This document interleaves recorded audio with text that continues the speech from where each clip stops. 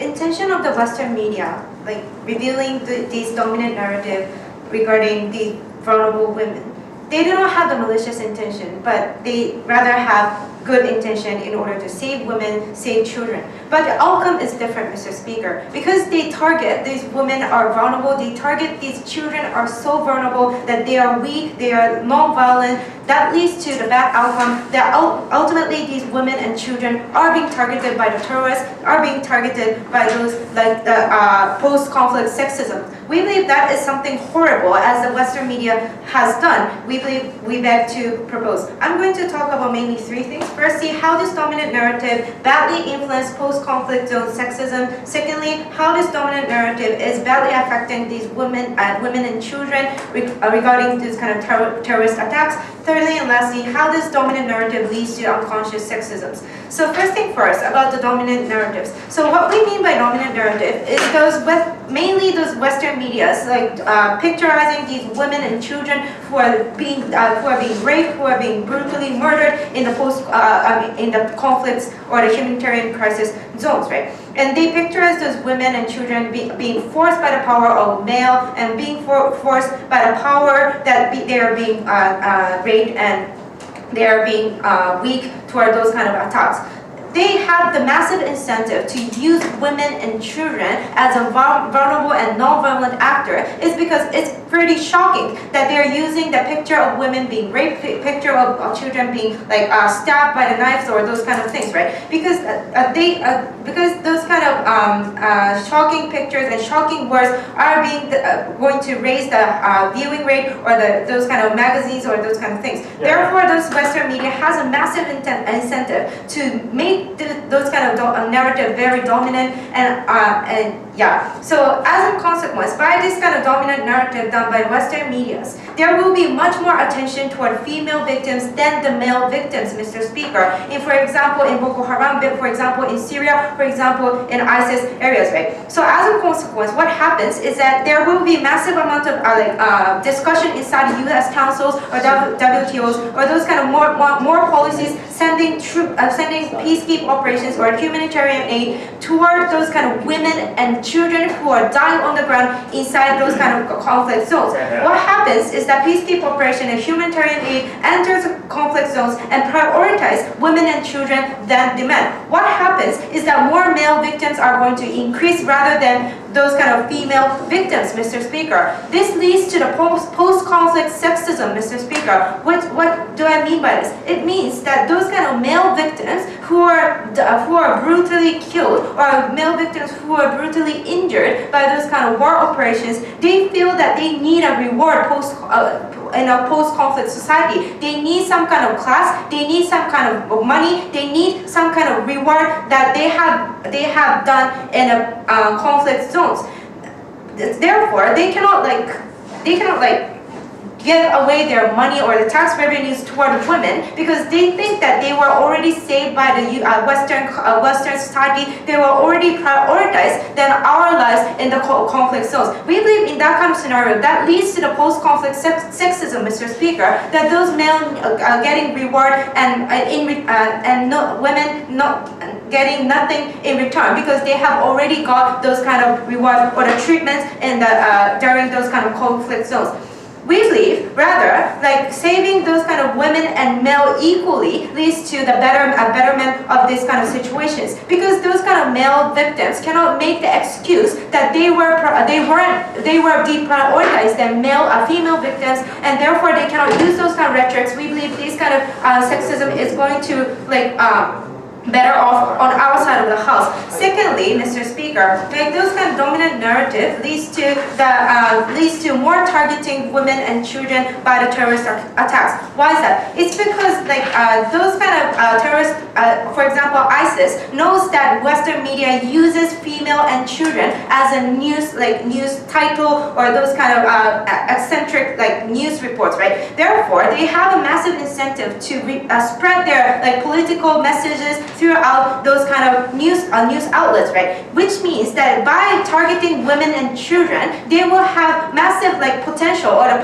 possibility to make their political messages throughout those kind of Western medias, right? Because they know that Western media have an incentive to use and target those female victims reports or the children victims reports, right? Therefore, what those kind of Western media is doing is the opposite of their aim, Mr. Speaker. They are trying to target those women and children and prioritize their lives, but what they're doing is the opposite. They're rather making those kind of giving those kind of opportunities for those terrorist groups to attack these women and children. We believe that is morally horrible.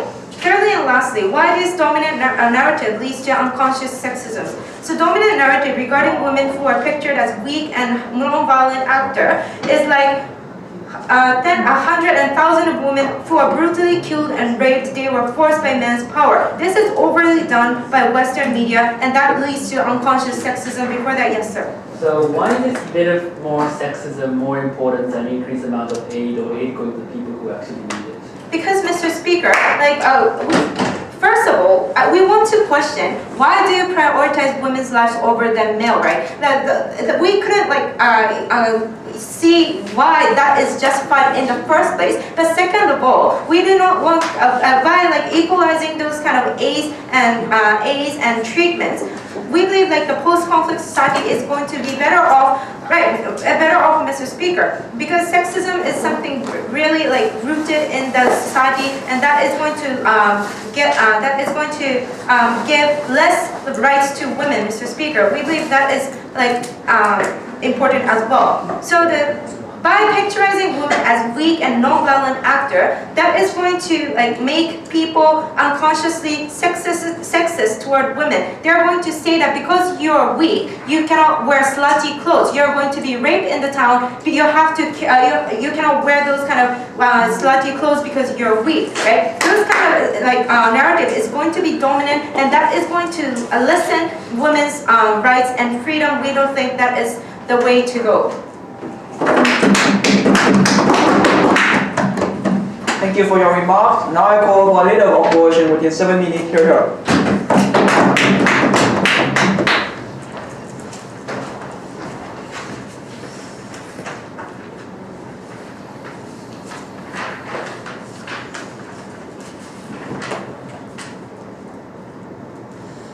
Okay, 3 issues from leader opposition. Firstly, I will talk about the realistic characterization of the women in conflict. And we do recognize that some women are strong, who are capable enough to fight back against men. But the unfortunate reality is that in general, that women are likely to be comparatively more vulnerable than men, and comparatively more likely to be targeted of the atrocious consequences. Thus, they need more support and protection.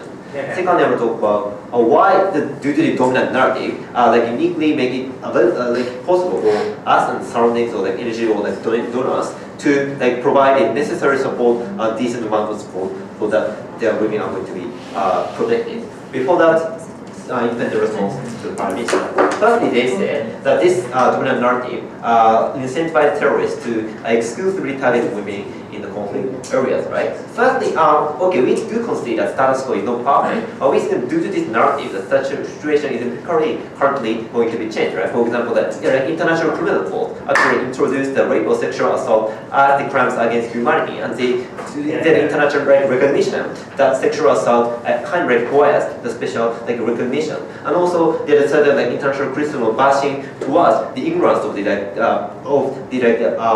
government who are like inability to deal with those sort of sexual assault, right? But furthermore, we think when it comes to the media's emphasis or like gaining attention, we think that terrorist groups are like also already like relying on the other kind of thing. Maybe, for example, they are relying on the suicidal attack or they rely on the indiscriminate killing, and this is even more like attractive when it comes to getting attention through the media, right? So I don't think this is a like core motive for the terrorist groups to exclusively targeting the women on the ground. They said that male like protection is going to be undermined comparatively to that for the female. But as I explained later, we think that given that women are likely to need a special protection, we think it's proportionate and we think good. Lastly, they said that this dominant narrative lead to the post-conflict sexism. But we think that if like those kind of leaders or like men in the society have a like sexist and they have the intention to discriminate women, we think that they are going to anyway find any excuse to discriminate women or less reward women on the ground. Maybe, for example, they may say that due to the pregnancy, the women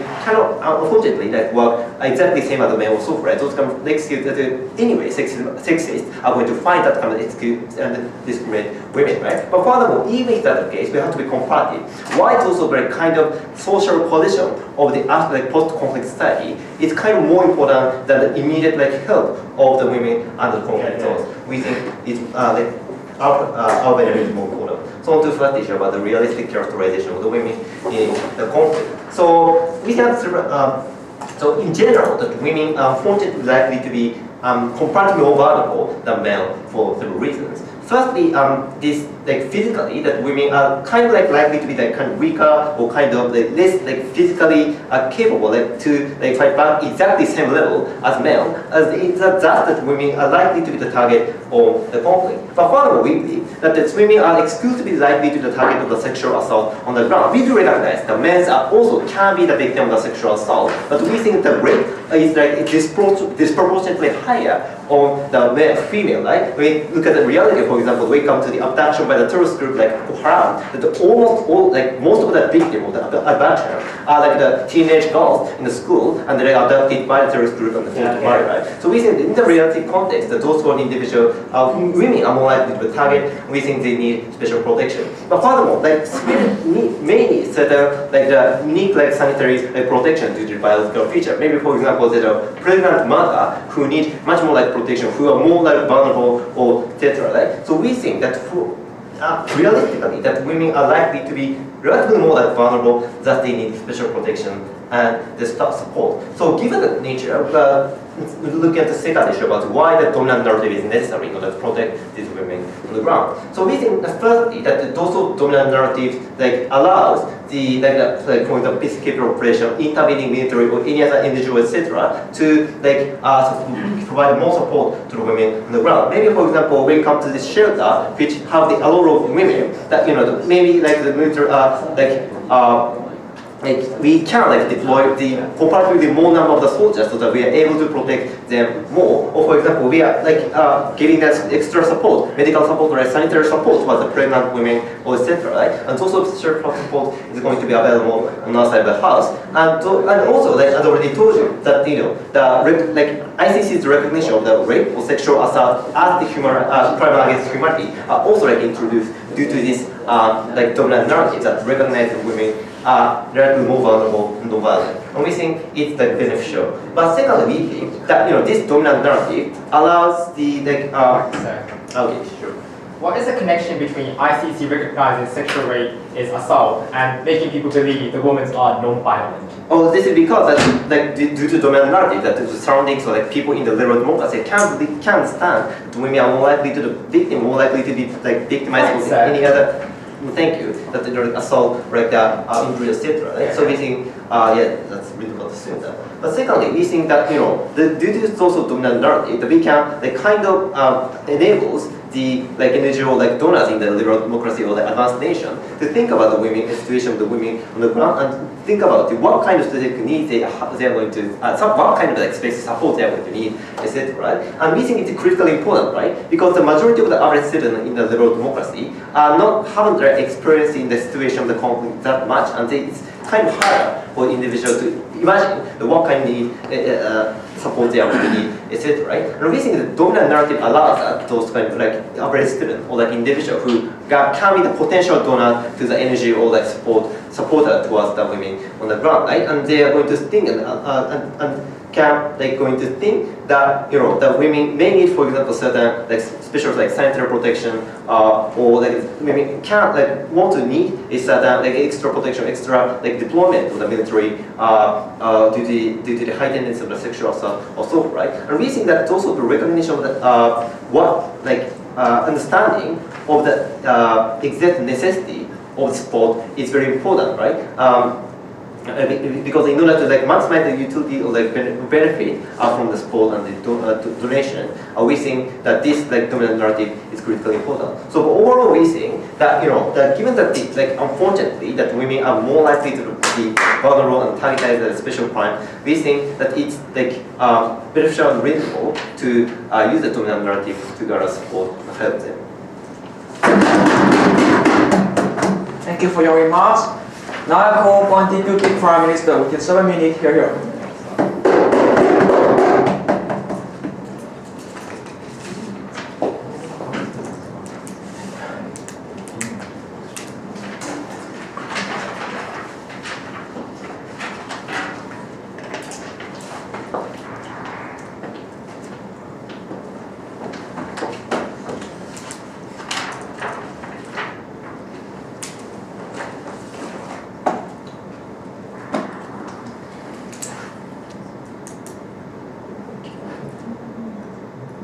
The opposition side claims that without this dominant narrative that women are non-violent and vulnerable in conflicts, we are not able to attract the media's attention, the Western's attention, and the NGOs or the West are not going to be able to protect the people who are suffering in conflict zones. But we reject this analysis. We think that there's a lot of people who are suffering in those conflict zones who are not women. Who, for example, maybe men's like chop their hands because of this like really like aggressive guerrilla groups. We think those kind of images can actually shock people and feel that there's a necessity to actually reach out and protect them. We think that those kind of like we don't think that dominant narrative of women suffering is something that's necessary. There's a lot of like children who are suffering, men suffering, and also women. We think that we can have like women suffering, but we just can have all kinds of people. They just show that all kinds of people are suffering, and we think that in itself is something that is enough. We think that this kind of image that are created, that women are weak, women are vulnerable, actually makes women unable to actually fight,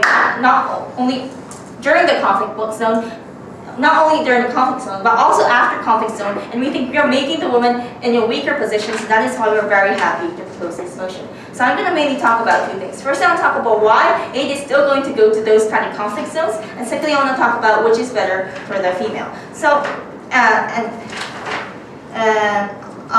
but before moving on to my points, I have refutation to their side of the house. So the leader of the opposition refuted to my partner that men will always make an excuse to actually exploit women. But we think that that may be true, but if there's less excuses, that means that there are less reasons that they can justify their actions. So we think that women, if there are less excuses, for example, women can fight back and say that is not right because I also contributed to the society. I also fight back. I also contributed during the conflict zone. So I should have the right to decide on my political will, or I should have the right to decide to go outside because I can actually protect myself. If there's less justification for men abusing their power, we think women are able to fight back, and we think that means there's going to be more women's rights, and we think that in itself, even if men still can be abusive even if we take this proposal. We think that the degree is very, very different, and we think that in itself is something that is a valid benefit. So first I want to talk about why aid is still going to go in those kind of conflicts. So even if there's not a dominant narrative that women are non-violent and vulnerable. So we are talking about so they talked about we have to show images that women are getting raped, that women are getting, for example, there's need to dominant narrative of women being harmed and raped or those kind of things. But we think that in places where in conflict zone, we think that not only like women are suffering of getting raped. For example, like in places like like in Congo, like there are like many like children and many also like men getting like killed brutally. Maybe they're like cut their limbs because they think that cutting limbs would actually make their opponents like weaker. And we think that those kind of brutal images or like can be shown even in our side of the house. And we think that if media can like find other images that are very shocking, they have incentive to do it. So we think that even if women is not being raped, if they don't like show an like dominant narrative of like women being only like raped, we think that it can also like attract like the media's attention if some people are actually suffering. And we think that and we think that because like there's an over like dominant narrative that women are getting like for example suffering, we think that the amount of resources used to like save like the men or other people are not going to be used. And we think at the end of the day, we think that the amount of people that can be saved are going to be like the same. We think on our side, maybe like but less women are saved, we concede to that. But at least like maybe more men are going to be saved because of this like less dominant narrative. And we think that in itself is not really a bad thing. We think and we don't understand why they are like want to prioritize women over men. We think all lives are equal, and if men are maybe like more protected, we think that in itself is not really like a bad thing. And then we think there are a lot of like men who are suffering, and we think at the end of the day, the number of people who are going to be saved is the same. So second, I'll talk about which is better for the female at the end of the day. So firstly, about during the conflicts. So we think that because we actually like internalize those, because NGOs or the West actually prioritize protecting women, we think women have less capacity to actually protect themselves. What do I mean by this? Because there's no necessity for women to actually maybe arm from themselves, because the West is there to protect them, and because the West thinks that you have to be protected. We think that is why women themselves do not arm on themselves. They said that women are vulnerable, so that is why like women are not able to protect themselves. But we think this narrative in itself actually makes women vulnerable. We think women in themselves can actually protect themselves. So if you have a gun, even if your man is much more like masculine and have much more like physical strength, you can kill that another person. So we think that physical strength in itself is not a matter in this debate. So we think that if those women can arm themselves, and when they feel that they are capable to arm themselves, they won't be able to do it. But because they have this dominant narrative is so strong, they're not able to arm themselves. They think that they're vulnerable, they lose hope and protect themselves. And that actually leads the women to being targets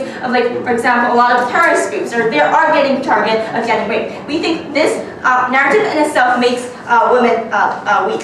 Yes. Are you saying if this narrative doesn't exist, can you make women suddenly take guns and fight against men and protect themselves? I'm talking about being comparative. I don't think this is an absolute solution, but we have to be comparative, that at least like women will feel that, oh, I have to protect myself on my own. And we think that, and that means that like, and men will fear that, oh, if I actually attack this woman, maybe I might get like killed. We think that like kind of like we think that the people's like thinking is going to change, and we think that women is going to be less target, and we also think that they're going to be less target of, like, for example, like Boko Haram or ISIS, and we think they never actually refuted to that. And secondly, after like conflicts, I'm going to talk about after conflict. We think that in the status quo, women are seen as vulnerable individuals because they are seen that people who did not contribute to the people during the conflict zone. Maybe they did house chores, or maybe they did something like they supported it, but they are seen as like secondary individuals, second-class citizens, because there was less contribution. That's what, and because we are saying that these people are vulnerable and they did not contribute, we are making society can create a norm that women is less contributing, so let's get them less rights. And we are also sending a message of supporting your, like, for example, the people who are fighting or doing like house chores. It's also not like a good contribution. It's not something that is a significant contribution, and that makes women much more vulnerable after conflict zone. And we think that in itself is bad for the women, so that is why we're very happy. Thank you for your remarks. Now I call upon Deputy Leader of Operation in 7 minutes. Here.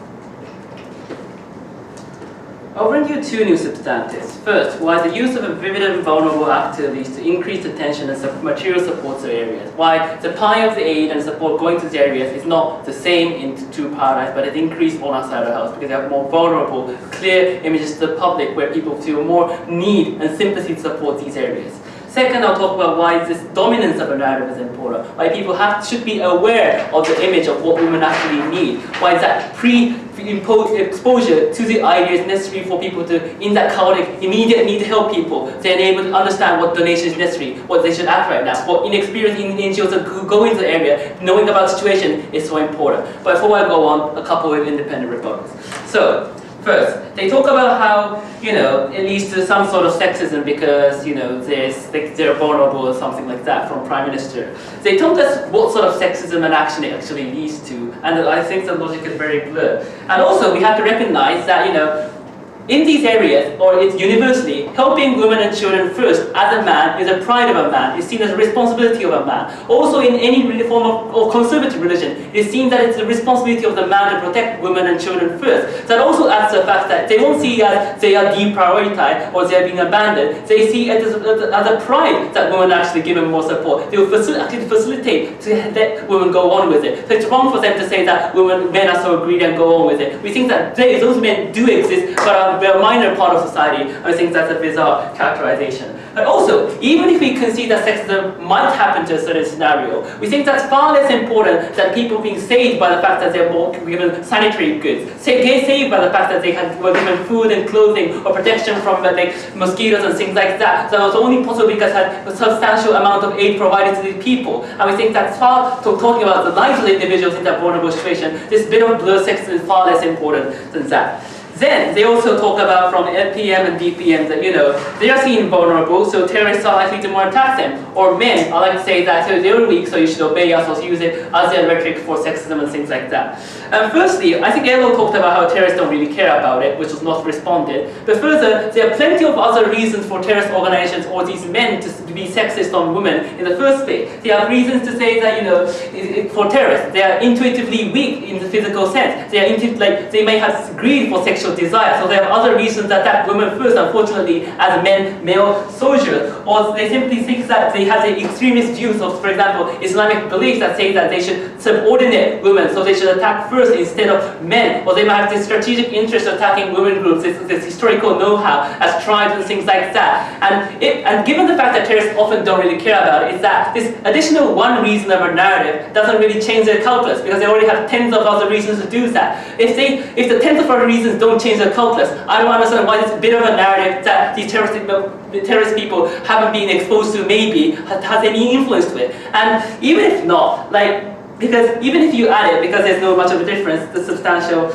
makes difference is really unclear. Even to make male trying to make it obedient, this sexist beliefs or preferences of men to go on with it already exist. This bit of narrative that exists in the context also has no clear it amplifies that narrative, but it's not clear to what extent that's important. No, thank you. But also importantly, this narrative, as they set up, is a broadcasting of Western media. It is not about how the narrative formates in the conflict zone, but rather about people around the area, not in the area, but around the world. And we also think that also proves the fact that influence they want to suggest is not that huge. Sure. So on one hand, you tell us that these conservative sexism are quite minor, limited to not minor people. Now you're saying that there are lots of conservative sexism does exist, so women will be able to get out with it. Which is it? There are more conservatives or less conservatives? I'm saying that if they do exist, it's not going to be really of a big issue. So we're not saying that they're the majority. I don't really get it. Then there's a bit about ICC and things like that. We understand that there's not clear connection between ICC's recognition of rape and the vulnerability of women. It's the thing is that it was necessary for the discussion and investigation of female issues to even occur that we needed social pressure to have women being protected. Because in the past, the PKO's reporting didn't even have a section for gender or women. We didn't really investigate the rape. It was all just about protecting against guerrillas and things like that. The only reason why this section was created was because this vulnerability showed more social pressure on what's going on with women. Are women really okay? Looking at the vulnerability of it. That led to United Nations moving, variety of nations moving, and forming this sort of section. And that revealed the necessity of the recognition of rape rape and things like that. So yes, there's no connection, but this visceral vulnerability is what leads to investigation and check and balances that often leads to better consequences like ICC, and why it's so important. So, substantive. Why the use of vivid images is so important. Importantly, the support to these areas are vital to the survival of people on the ground. It might be aid, it might be interventions, it might be sanctions, but all of this is contingent on the fact that you have a necessary critical mass of people who care about the area, who are angered by the situation and want to support these areas. The more support and attention you have more people saved or quickly saved because of interventions that was done a bit more quicker. Obviously, the sympathy that is created by the image of the media is enhanced when you use more, unfortunately, more vulnerable looking actors. The use of the image of a woman is far more vulnerable looking than a man. Also, religious narratives and social narratives about how men should be obliged to protect women also enhance the fact that when women are put in vulnerable positions compared to men, it provokes some emotional feelings that they should protect them compared to men. They do have the tool of children in their side of the house too, but the mixed use of women would also lead to accelerated power for us to have more attention in these areas, and that increased amount of power means that we are able to save these people on the ground more, and that means that more aid is coming outside our house. So they say that men are going to receive less aid, but if the pie is increased, they don't receive less. But also, even if we can see that men don't receive sufficient aid, is that men have more energy and have vitality compared to women. So they being deprioritized in the situation of aid is far less important than women being provided of the actual needs on the ground. Shortly on why dominant narrative. Unfortunately, people, when they want to actually help a certain area, they just donate the things that they actually think they need. But the clothing and the food that they actually provide might not be a necessary thing. It might be a burden to the actual area. To prevent that, it's important that people expose the image of what actually women need. The image that women are suffering this particular way through the Western media. Provide them the understanding that the issues are rape, the issues are sanitary condition. You need napkins instead of actual these like random foods or clothing and things like that. That's only possible when the dominant narrative is exposed to the public and people are preemptively aware of the particular situation. Inexperienced NGOs also will be able to be aware of the situation and not provide random unnecessary things but actual needy things for women. That's only possible we can have a narrative and not an alternative systematic approach. Thank you. Thank you for your remarks. Now I call for government whip within 7 minutes here.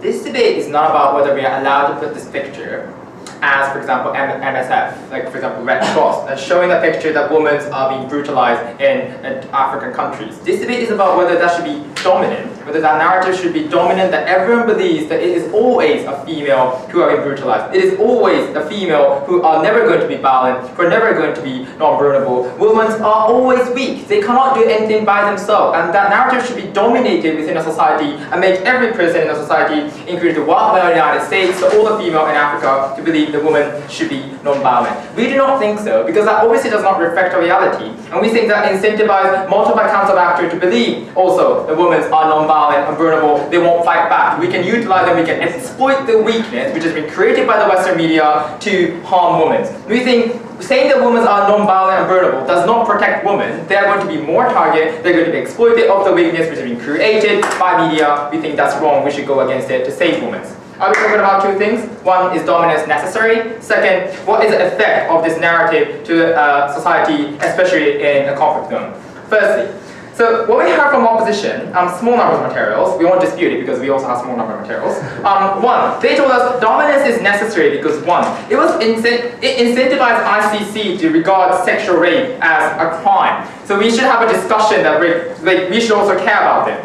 because people have further discussion and people have thought deeply about this woman's non-violence or vulnerability, we should include rape as a crime, so forth. Firstly, we think that's wrong. Still, we don't understand this idea or this non-violence or vulnerability leads to rape being regarded as crime itself, right? I think the Western male already knew in 1980s and 1990s the women tend to be non-violent as sort of leader of opposition. The women tend to be vulnerable compared to men. The reason I think more plausible reason is they have been dismissing this idea of rape is because they have been quite male-centric, right? They didn't care about this female agenda in these developing countries right now. I think they have been criticized a lot by the NGOs or female movement. That even though you're saying that as an NGO or ICC that you're going to be protect vulnerable, you're not really protecting those females who have been brutalized in the underground, right? And we think that the criticism have worked, and that's why ICC become more gender neutral, right? I think that is a more plausible explanation. I don't think this idea of saying that non-violence and vulnerability as a dominant narrative is necessary for the ICC to be incentivized to include rape. That's like obviously out of debate. Second,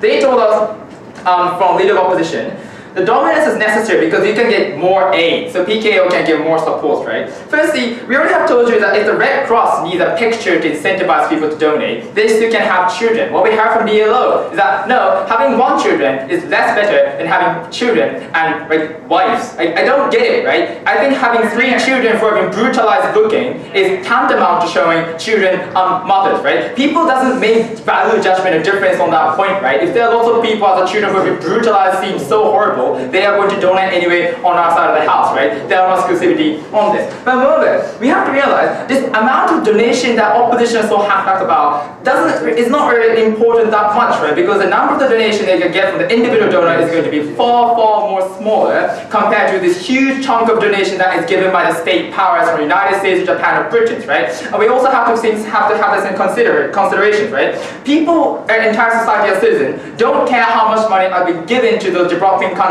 in terms of donation, in terms of ODAs, right? That's why we don't even remember how much we're being paid to China, for example, last year as our citizens, right? So we think out of political decisions, state can fund a lot based on necessities, right? So we don't think this comparative marginal benefit of aid, even if that doesn't exist, is not that much of a significance, right? We think we can give the same amount of aid on both sides. Second, they told us dominance is necessary because people can understand this problem about sanities, right? So that's why people look at it as videos, NGOs, or so forth. Firstly, that again does not necessitate a dominant narrative itself, right? We're happy for NGO to say there are specific problems for women, that there's problems that are happening about sanities. Even if that's necessary, we're happy for those people to do it. But moreover, I don't get it, right? Because people are just going to make a donation, and as they said, they told us, it's going to be easier for people to see that women are being brutalized, and that image is far easier for people to donate, right? And if the NGO receive a huge amount of chunk of money from the donors, then they can just allocate it to the special needs, right? If the NGO at the local places in Afghanistan thinks that there are certain sanitary problem does exist, we have to give a special treatment to women,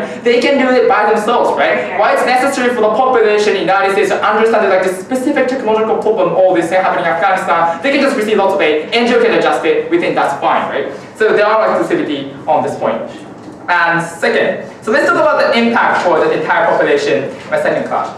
We have told you from Prime Minister that, well, this actually leads to a post-conflict sexism. And they told us is, one, they're going to find an excuses from leader of opposition. What our policy does is to make people get away and forget about these excuses to begin with, right? We think it is necessary for the Western society to treat male and female, and well, not maybe not true, but at least male and female quite equally, and show the stance that regardless of the vulnerability, we should treat them equally. They are an important source for the countries like Iraq and Afghanistan, and we think we want those developing countries to follow the value that Western countries have. That's why we think those people are more likely to think that sexism is something unfortunate, sexism is something wrong to have in a society, as Western countries have done. We want people to follow it and forget about sexism. They told us, next was, no, this conservative does exist anyway, and that's quite minus, right? We want to fix this conservative and moderate conservative, but as a Western country to show the stance that we want to treat those people equally, and you should treat the female and male equally, and forget about this conservative value we have in our society, and that we think more likely the developing countries follows our stance. Yes.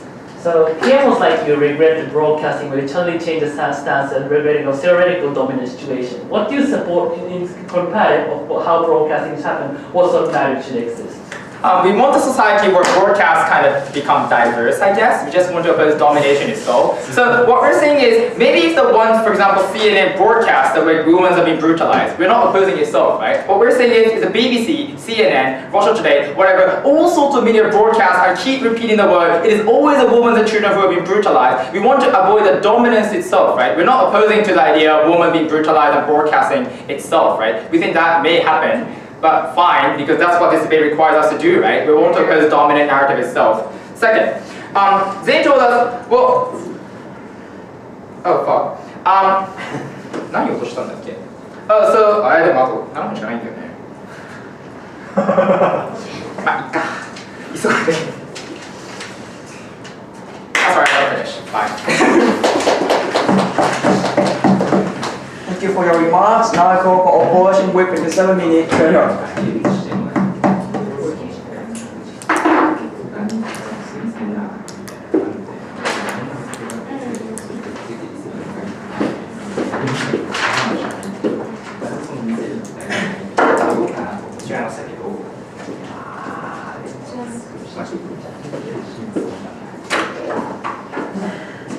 Mr. Speaker, in order for government side's argument to stand in this debate, they must have proven two things, which actually want to explain coming from government side. First thing is, by removing this dominant narrative, women are going to fight against rape and successfully fight against rape, and also men are going to hesitate to attack men to some extent, even though it's 100%, men will change to some extent. That's about an proof of government side.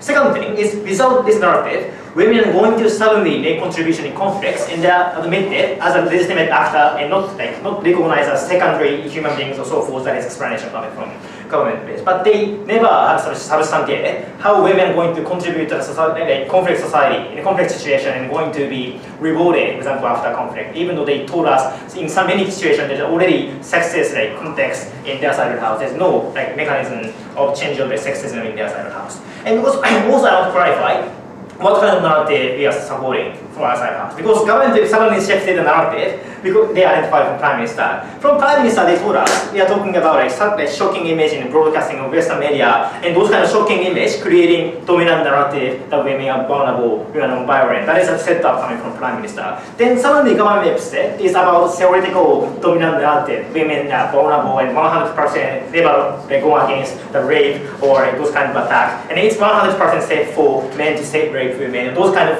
theoretical narrative from their side of the house. I don't think it's realistic, right? Because even though we have dominant narrative that women are vulnerable, it's not 100% safe. Maybe sometimes women are going against, going to fight against men, and sometimes no. That's the exactly we're talking about. So we are arguing how shocking image or those kind of method by MG or those kind of Western media is actually beneficial, harmful for protection of people in need. Or also it is well those kind of narrative. Those kind of depiction is better for post-conflict sexism that Prime Minister has set up this debate. With that being said, I'll talk about two things in my speech. First of all, during conflict, which side can better protect people in need, including men, and also I want to secondly talk about post-conflict sexism and post-conflict female rights that is also talked by government side.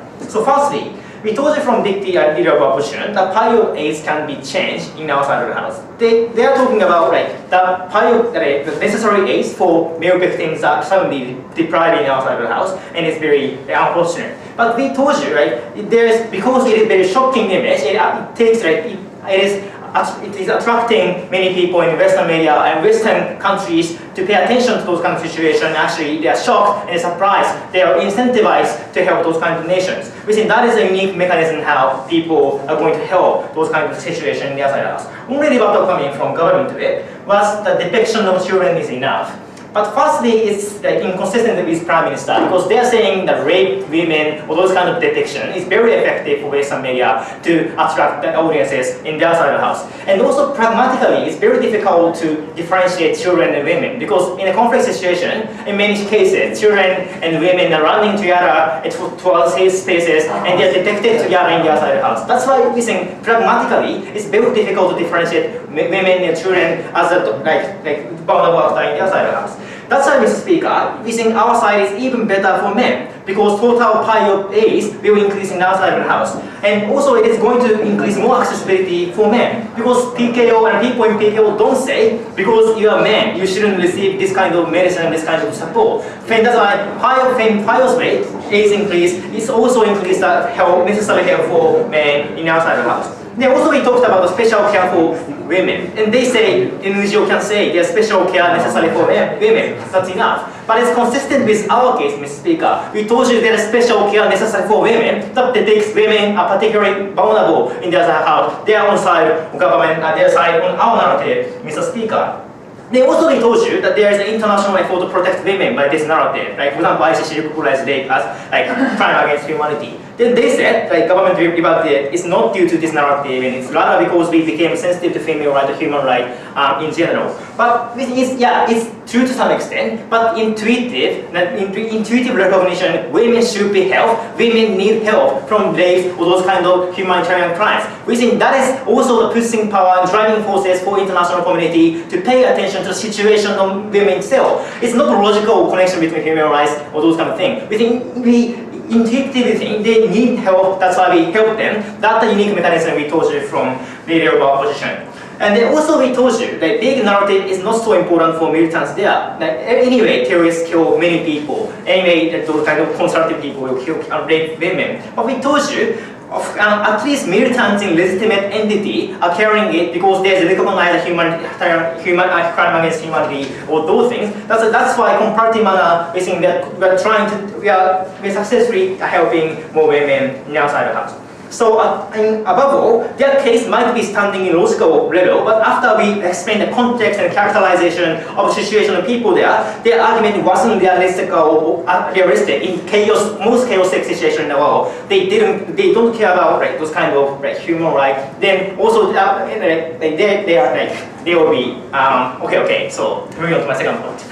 So from their side of the house, they said the reason why women are less treated in a post-conflict society was that male victims weren't safe while women are already safe. And also that men feel they deserve reward or higher rights because they contribute to the ends of conflicts than women.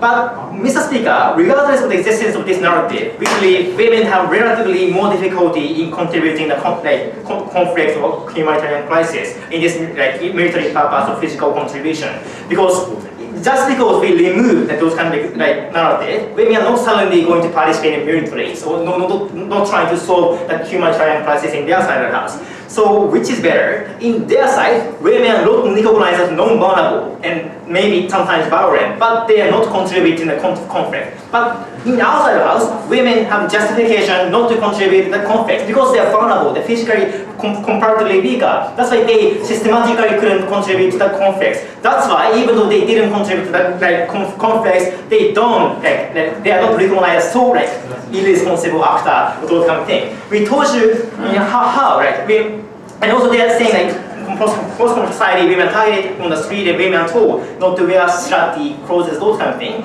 But we are not talking about those kind of narrative because we are talking about narrative in a conflict, right? Maybe when it comes to real society, it's come to more safer places, it is different dominant narrative. Women can do anything that they want. We are talking about the narrative in conflict, narrative during the conflict situation. For that reason, we think even though logically there is some argument standing, we think even though post-conflict female right, we are saying outside the house takes advantage of it. For that reason, we Thank you for your remarks. Now I call for opposition reply within 4 minutes per group.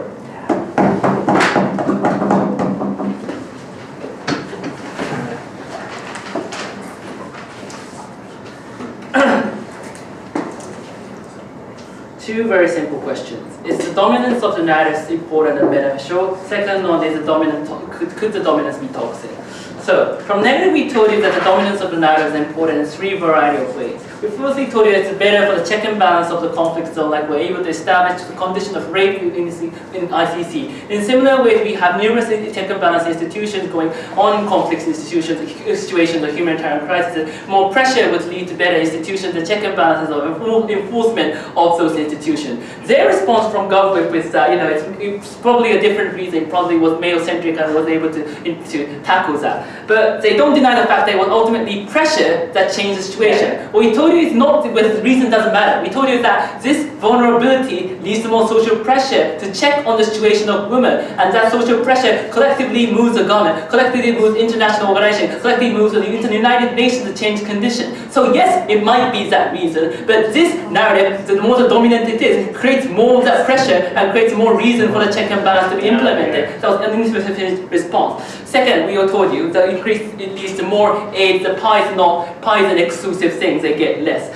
Their response is that children are enough to create sympathy, but also people don't care about the ODA, which my partner dealt with. It's that the combination of children and women are the realistic context, and that's why people are more able to sympathize it. But they don't engage with the nuance of the fact that some people might sympathize with children, but you have to recognize some people also increasingly will sympathize with women more than children. We are able to grab the minds of these people, which means that we are able to have more people driven to say that they want to send goods to these areas, they want to donate to these areas and things like that. So children might be sufficient, but they miss out the important individuals in context like feminists or other individuals. But also, see, it also lacks the nuance when we tell you that, it's women are particularly vulnerable because they are associated with sexual bullying, like rape or gruesome attacks and things like that. That sort of narrative is impossible when you only use children. That is the most tragic and constant, detrimental situation that people don't want to even imagine it. And that's why they want to help the situation. They are moved viscerally that they have to help the situation. That is why women are particularly an important tool in showing the vulnerability of the situation, and they simply are very negative in the attempt to say that it's no different. So since they have the unique power, we get more power to provide aid, and why that's so beneficial. But we also told you that it's important that we have better understanding of the conflict situation. It's not that you need more firepower to protect against guerrillas. You need sanitary provisions. You need more protection about privacy, or better allocation of these refugees to avoid rape between men attacking women and things like that. And their response was that it's the NGOs that have to understand it. But that's not the point. What we're telling you is that these NGOs also might be inexperienced or unaware of what is actually necessary. They just go there because they want to help them. That's when NGOs fail to provide the actual needs of women, misallocate the positions of men and women when rape might happen in refugee camps and things like that. You are only able to prevent that ultimately because people understand the situation preemptively and are able to allocate or provide goods beforehand, or people donating to these areas because they know already. If not, they send useless things or too many things that are abundant on these areas, and that's the way that lost these areas. No response to that. What is the comparative to the substantiated harms that they provide us? It's all about sexism, terrorism, and things like that. We told us there are a variety of other reasons for that to happen. We don't understand why this narrative was particularly the necessary amplify the strongest thing. We also told you that particularly men feel responsibility and pride in the fact that they help women. Because they would be ashamed that if they say that women deserve to contribute less, and it's okay that we feel like wrong for women that they didn't contribute. They feel pride in the fact that they're helping women and going on with it. There was no response to that characterization. But further, there was no response to saying that this debate, as they set up, is about Western narratives. We are not sure why this conflict zone or humanitarian crisis area is looking at BBC or the exposure of narrative in the first place. That's why when they talk about the mindset being changed by the narrative of terrorists or people on the ground, they didn't actually prove the connection. So sexism at best is not substantiated on its impacts or mechanism, or it clearly proves to you direct benefits, more aid, more actual tangible necessary support for the people, or proudly for. Thank you for your remarks. Now I call upon the government reply speech within 4 minutes to hear your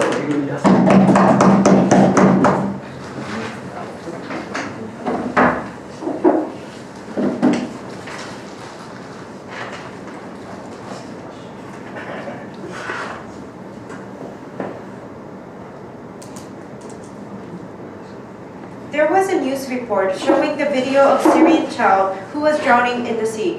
That kind of video, it was sufficient and efficient enough in order to move public opinion toward acting against refugee crisis.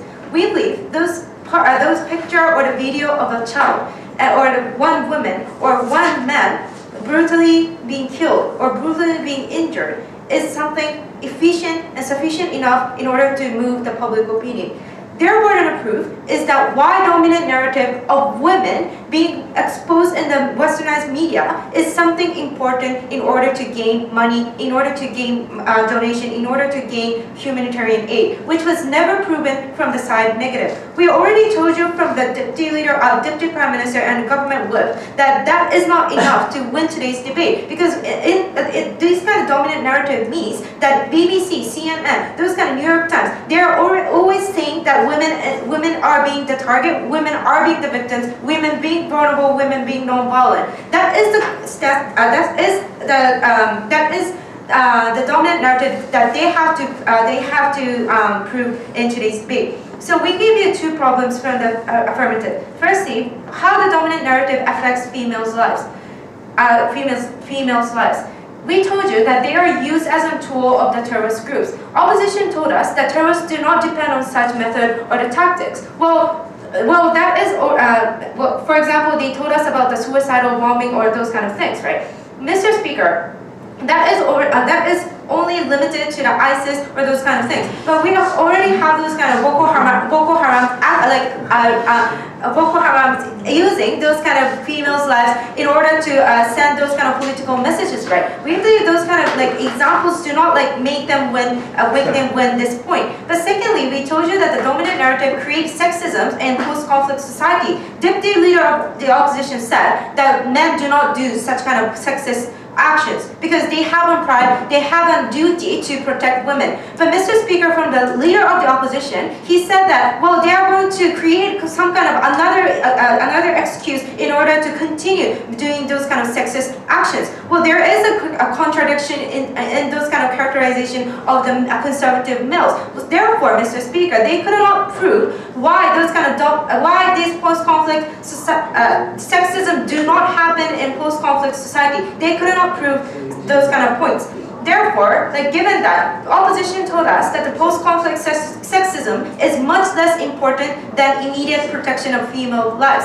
Well, Mr. Speaker, they are underestimating the power of the sexism. It can lead to honor killing, it can lead to stoning, it can lead to the threat of female life, Mr. Speaker. We live in that kind of situation. That is not a mere dichotomy between lives and mere sexism. This kind of sexism can easily lead to the death or the threatening females' rights. We believe that is horrible, right? Therefore, Mr. Speaker, what we told you in today's debate is that one, those kind of post-conflict sexism is something horrible, something that can threaten females' lives. And second of all, we told you that the dominant narrative is affecting the current females' lives. They are making terrorists to attack females. They are making terrorists to give the rhetoric or to give the opportunity to kill females, the rape females in the current status quo. We believe what they told us is that not mutually exclusive. Their benefit to gain money and gain more pies and allocate to females is not mutually exclusive. That can be done by children. That can be done by male victims who are brutally killed, brutally injured. We believe they cannot